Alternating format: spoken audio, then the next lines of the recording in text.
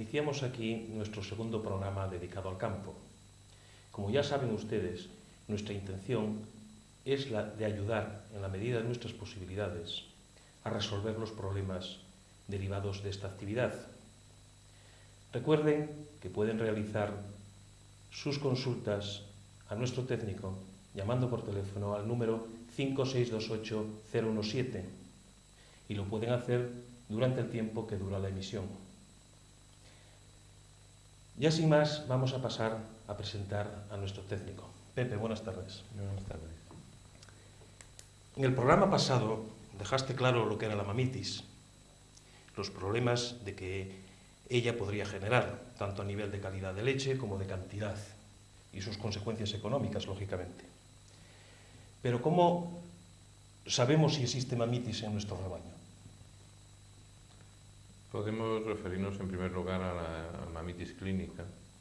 Esa todos los ganaderos la aprecian fácilmente, unos mejor que otros, porque aparecen los síntomas de inflamación de la ubre en uno o varios cuarterones, alteraciones de la secreción en forma de leche que puede ir desde tipo suero con más o menos tarazos o una leche más poco alterada, ¿no? Y también con síntomas generales que puede ser de fiebre, temblores, falta de rumia y otros síntomas como hasta llegar a la vaca no poder levantarse, otro tipo de síntomas, ¿no?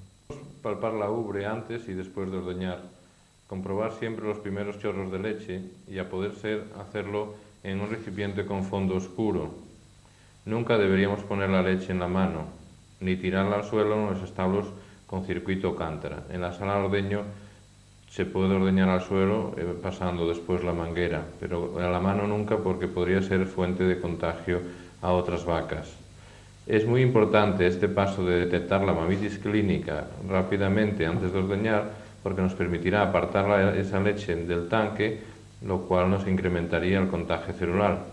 Pero tan importante es porque las mamitis clínicas lo más importante es tratarlas muy rápidamente.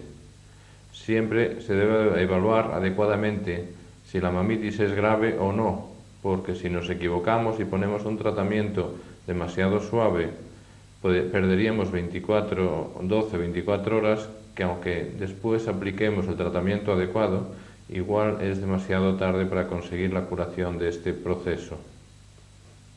Como mucho, la más importante de esta pregunta era referido sobre todo a la mamitis subclínica, que decíamos era aquella que no apreciamos ninguna alteración en la glándula mamaria ni casi ninguna alteración en la secreción. Para ello entonces necesitaremos una serie de pruebas analíticas que tendremos que hacer en la leche para saber si existe esta mamitis subclínica.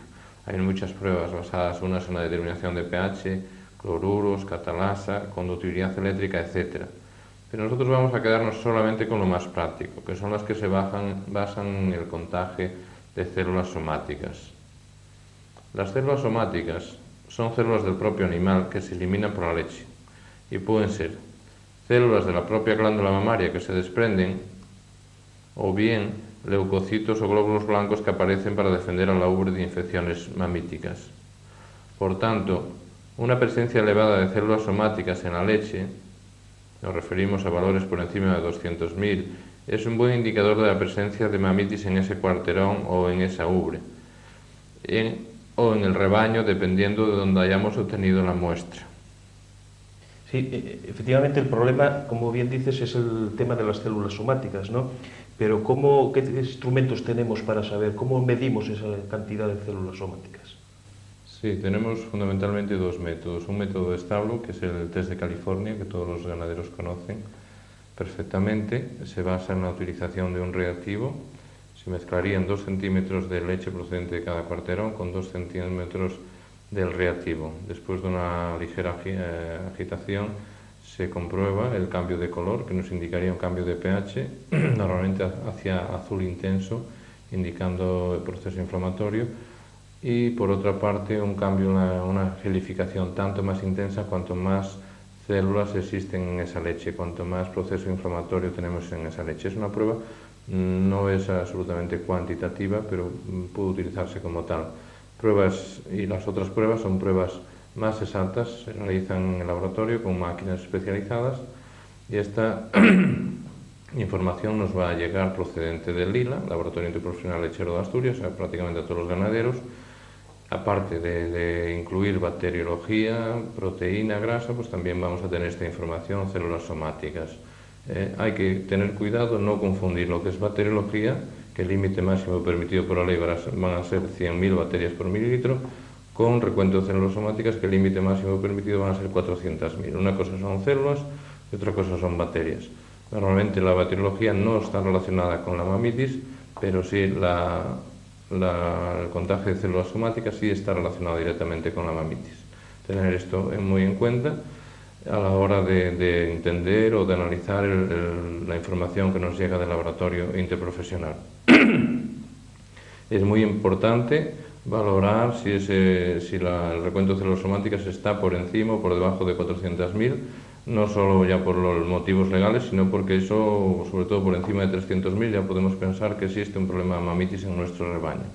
Es un dato muy importante y sobre todo si disponemos de este dato de vaca a vaca, como ocurre con las muestras de control lechero, entonces ahí podemos evaluar qué porcentaje de vacas tenemos por encima de 400.000 y cuál es la media general del rebaño y saber más concretamente el nivel de mamitis de nuestro rebaño.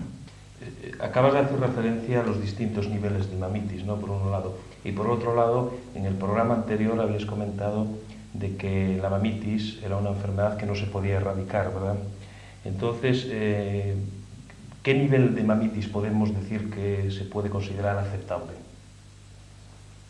Así, resumiéndolo en 3 puntos, habría que tener un recuento de tanque por debajo de 200.000. Sería ideal para decir que en ese establo no hay mamitis. No es la norma legal, que eran menos de 400.000, como sabemos, pero deberíamos aspirar a tener un recuento de tanque de menos de 200.000. También, si tenemos recuentos individuales, conseguir tener menos del 85% de las vacas, más del 85% de las vacas con recuentos inferiores a 400.000. Es decir, que no tuviésemos más del 15% de las vacas con recuentos superiores a 400.000. Y también sería importante que solamente el 20% de las vacas padeciesen un caso de mamitis en cada lotación al año. O sea que si tenemos 50 vacas, no tener al año más de 10 casos clínicos de mamitis, ¿no? Eso sería un buen nivel de mamitis en nuestro rebaño. Recordar menos de 200.000 como objetivo, menos del 15% de las vacas con más de 400.000 y menos de 10 casos para 50 vacas, o sea, menos de un 20% de casos de mamitis en nuestro rebaño. Yo creo que con esos 3 datos nos permiten tener un nivel aceptable de mamitis, ya que no se puede erradicar. Tomando como referencia estos valores que acabas de comentar, ¿qué debe hacer el ganadero si su nivel de mamitis está por encima de ellos? En el momento que el ganadero es consciente de que tiene un problema de mamitis en su rebaño y que es consciente también de que quiere solucionarlo, porque normalmente los veterinarios se encuentran, los especialistas en mamitis se encuentran con ese problema, que a veces afrontas un caso que el ganadero no está absolutamente convencido de que es un problema, más bien da la culpa pues al laboratorio interprofesional o la empresa de leche. Pero vamos a partir de ahora, está claro que hay una serie de valores que van a venir determinados en un papel y va a ser el motivo del pago de la leche. Entonces yo creo que vamos a encontrarnos ya con ganaderos conscientes de que allí existe un problema y que hay que darle solución. Entonces lo primero que hay que hacer es conseguir disponer de un equipo de profesionales para afrontar ese problema. Primero puede ser el veterinario, la primera persona encargada del problema. Debe contar con un laboratorio no un laboratorio interprofesional, sino un laboratorio de análisis para hacer sus cultivos, sus antibiogramas de las muestras de leche y disponer de un técnico en máquinas de ordeño. Una persona que sepa comprobar pues, niveles de vacío, gráfica de pulsación, conservación de las gomas, etcétera, que nos dé un informe correcto de si aquella máquina está perfectamente montada o está funcionando adecuadamente. Con este equipo y con la participación, por supuesto, del ganadero, eliminando algunas vacas que existan crónicas, aplicando no demasiados tratamientos y con muchas dosis de paciencia, porque esto hace falta esperar normalmente 1 año o 2 años para ver, no para ver resultados muy gordos. Si nosotros tenemos un establo con 1 millón de recuento celular, normalmente bajarlo a la mitad pues resulta fácil, pero bajar de ahí para abajo ya empieza a complicarse. A veces hay que echar dosis de paciencia para conseguir obtener los resultados, pero con una buena colaboración normalmente se consiguen sin ningún tipo de problema. Lo que sí debe quedar claro que no se trata ni de medicamentos mágicos, ni se trata de soluciones definitivas en 24 horas, ni vacunas, ni nada. Son cambios de manejo y a veces muy poca intervención terapéutica como estamos acostumbrados, ¿no? O sea, no es un trabajo para bomberos. Si tú, como especialista en mamitis, tienes que intervenir en un establo por problemas de esta enfermedad, ¿qué pasos seguirías? El primer paso, hay una serie de pasos que se deben seguir claramente, ¿no? El primer paso, cuando nosotros afrontamos una granja con un problema de mamitis, no nos estamos refiriendo a un problema de mamitis clínica, sino es la típica mamitis, situación de mamitis que viene derivada de un recuento celular alto en la leche de tanque o de unas muestras de control lechero elevadas. Este es el problema con o sin incidencia alta de mamitis clínica, ¿no? Entonces, lo primero que debemos hacer es determinar qué nivel de mamitis exactamente tenemos en ese establo. Para ello necesitamos sentarnos con el ganadero, no se trata de ir a ver las vacas en primer lugar, sino se trata de sentarse con el ganadero y conseguir estas informaciones. Primero, ¿cuántas infecciones nuevas, mamitis clínicas, nos están apareciendo en un periodo de tiempo? Que puede ser pues, durante el último mes, durante los últimos 3 meses. ¿Cuánto duran estas infecciones cuando aparecen? Después ya buscamos contagio de células somáticas de tanque. Un valor en muestra de tanque por encima de 300.000 ya nos puede estar indicando que allí hay un problema de mamitis, porque podemos encontrarnos con recuentos demasiado bajos o bajos con problema de mamitis. ¿Por qué? Porque el ganadero es curioso, elimina aquellos animales con problemas de mamitis o con que él ya sabe que tiene recuentos celulares altos, y entonces la muestra de tanque es una muestra aceptable en cuanto a nivel de células, pero sin embargo en el rebaño existe mamitis. O sea que valores de 300.000, ya a partir de 300.000 podemos considerar que allí existe un problema. Después, si encima disponemos de contagio de células somáticas individual vaca-vaca, pues esto ya nos permite sobre todo tener un historial de esas vacas con vistas a saber si llevan varios meses con el problema. Si es un problema puntual que desaparece, eso nos va a indicar qué tipo de germen puede estar afectándonos, y saber si estamos encarando con una serie de vacas con mamitis crónicas que deberían ser eliminadas. Consideramos vacas con mamitis crónicas aquellas que ya padecieron o estuvieron con recuentos celulares altos durante una lactación, pasaron un periodo de secado con un tratamiento adecuado al secado, y a la siguiente lactación siguen con recuentos celulares altos o con problemas de mamitis clínicas, ¿no? Esto sería un animal crónico que debe estar en la mente de todos, el eliminarlo para evitar que se convierta en una fuente de contagio para otros animales. Si más del 15% de los animales o estados tienen más de 400.000 células, consideramos que existe un problema a estudiar también. Posteriormente, ya pasamos a estudiar los animales, haríamos el test de California a todas las vacas, o por lo menos aquellas que tengan más de 400.000 células, para determinar qué cuarterón es el que está afectado. Después de este estudio debemos obtener una serie de conclusiones. Después de estas preguntas y de esta información deberíamos saber si se trata de un problema de nuevas infecciones clínicas y con pocas mamitis subclínicas, con pocas vacas con recuentos celulares altos. Esto suele ocurrir precisamente en establos con recuentos celulares bajos, menores de 200.000, en los que podemos encontrarnos con brotes de mamitis clínicas por gérmenes medioambientales, como Escherichia coli, por ejemplo. Aprovechan este bajón de glóbulos blancos en la ubre para atacar en cuanto hay un problema o una disminución de la higiene en el medio ambiente, ¿no? Debemos saber también si se trata de problemas de mamitis subclínicas, en que las mamitis clínicas son solo la punta del iceberg del problema de mamitis que hay en el rebaño. Y en tercer lugar, haber identificado correctamente las vacas infectadas para hacer un estudio detallado sobre la leche, sobre su leche. Una vez realizada este análisis de la situación de mamitis en el rebaño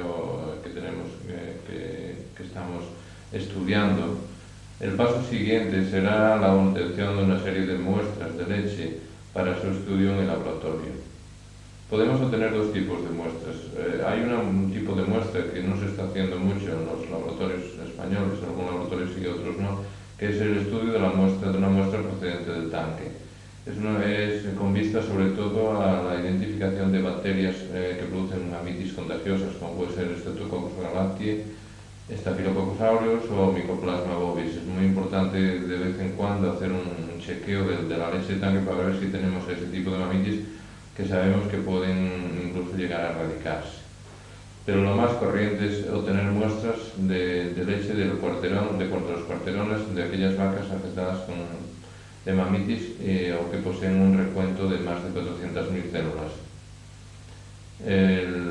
Esto nos va a permitir obtener datos en cuanto al tipo de germen que está afectando a estos animales y en cuanto a sensibilidad o lo que es un antibiograma que nos dice la sensibilidad a los distintos antibióticos de ese germen por si en un momento dado decidimos aplicar un tratamiento. Es muy importante recordar que deben estar los animales sin ningún tipo de tratamiento por lo menos en los 10 días anteriores a la obtención de la muestra. El no hacerlo así nos llevará a obtener muestras sin crecimiento que no nos sirven más que para gastar el dinero, pero no vamos a tener ningún tipo de resultado. Con todo y eso, pues vamos a obtener del laboratorio una serie de resultados que no nos sirven de mucho en ocasiones, como ser muestras sin crecimiento, que puede ser por eso, porque haber recibido tratamientos antes de 10 días anteriormente, o bien porque hay gérmenes que necesitan condiciones especiales de crecimiento o demasiado tiempo de crecer, como puede ser el micoplasma. Normalmente se cultivan en 48 horas y a partir de ahí se consideran sin crecimiento. U otras muestras que son contaminadas porque no se obtuvo correctamente la muestra, no se sacó correctamente la muestra. Posteriormente veremos cómo debemos proceder para obtener una muestra que no nos resulte contaminada. De los resultados del laboratorio vamos a obtener información, como dije, en cuanto a antibiograma y en cuanto a germen, y vamos a poder clasificar los gérmenes que producen este proceso, esta mamitis, en dos grupos: mamitis contagiosas o mamitis producidas por gérmenes medioambientales. Vamos a ver que es muy importante de cara a las medidas que vamos a tomar para solucionar este problema. Las medidas de manejo, los cambios en el manejo van a ser muy distintos en función de que estemos ante un problema ambientales o ante un problema de contagiosas. Para obtener una muestra de estas vacas que hemos identificado como infectadas en uno o varios cuarterones, debemos disponer de un tubo estéril, un tubo de muestra estéril, algodón y alcohol. Debemos limpiar perfectamente el pezón, como cuando vamos a ordeñar, limpiar la punta del pezón muy bien, primero con un papel o con agua o con un algodón. Luego eliminaremos un chorro de leche, luego limpiaremos perfectamente con algodón y alcohol hasta que el pezón quede absolutamente limpio. Y lo más importante es manejar correctamente, una vez que tenemos la punta del pezón muy limpia, debemos manejar correctamente el tubo de muestra. Nunca debe estar ni la boca del tubo ni el tapón puesto hacia arriba, porque se contaminaría seguro.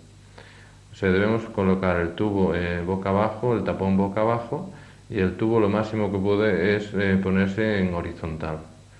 Y en esa posición, en medio horizontal, se ordeñaría un pequeño chorro de leche con medio centímetro de muestra de leche, 1 centímetro cúbico, nos va a ser suficiente, lo cual nos permite no tener que inclinar o poner el tubo en posición vertical. Siempre el tubo en posición horizontal y ordeñando un pequeño chorro de leche después de haber limpiado correctamente. Esto, que parece tan sencillo, la mayor parte de las veces se hace mal. Muchos ganaderos nos traen una muestra de leche y ya comprobamos que el tubo viene demasiado lleno de leche, lo que es imposible mantenerlo puesto en posición horizontal y conseguir meter tanto leche dentro sin haberlo puesto vertical. Y esa muestra enviada al laboratorio nos viene como contaminada. Se considera contaminada cuando crecen más de 2 gérmenes en esa muestra. Siempre prácticamente es imposible que aparezcan más de 2 gérmenes sin ser un germen de contaminación. Es muy importante aprender a sacar las muestras. Una vez ya determinamos el nivel de mamitis que teníamos en el rebaño, ya sabemos un poco el tipo de mamitis, la sensibilidad que tenemos, que tienen esos gérmenes a los antibióticos. Deberíamos pasar al tercer grupo de actuación que en nuestra lucha contra la mamitis en ese rebaño.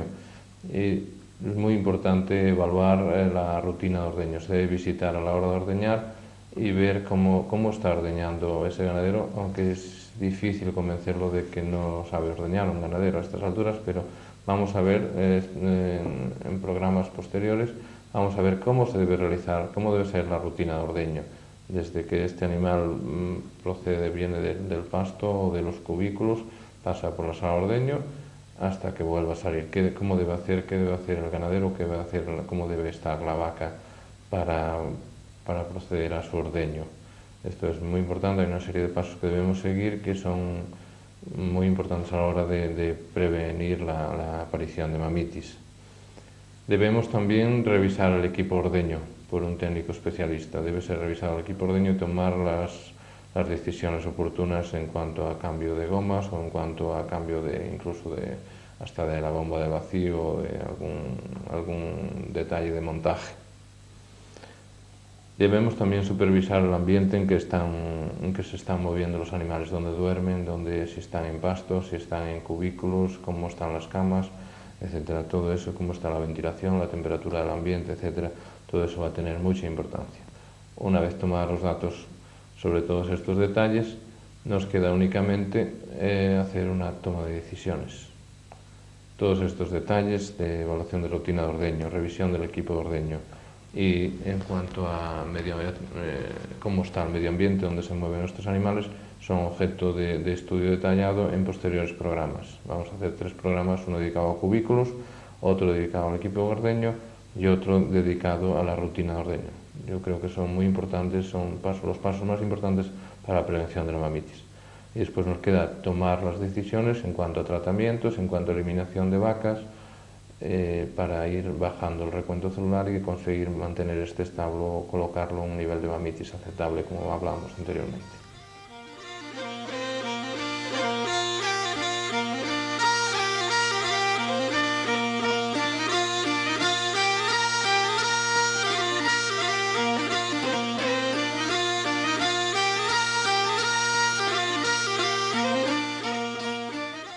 Bien, pues hasta aquí el programa de hoy. Tan solo agradecer a Pepe su colaboración desinteresada y a ustedes su atención. Esperamos que lo dicho aquí les sirva de algo y recuerden que pueden formular sus preguntas, sus consultas, llamándonos al teléfono 5628 017. Gracias y hasta el próximo programa.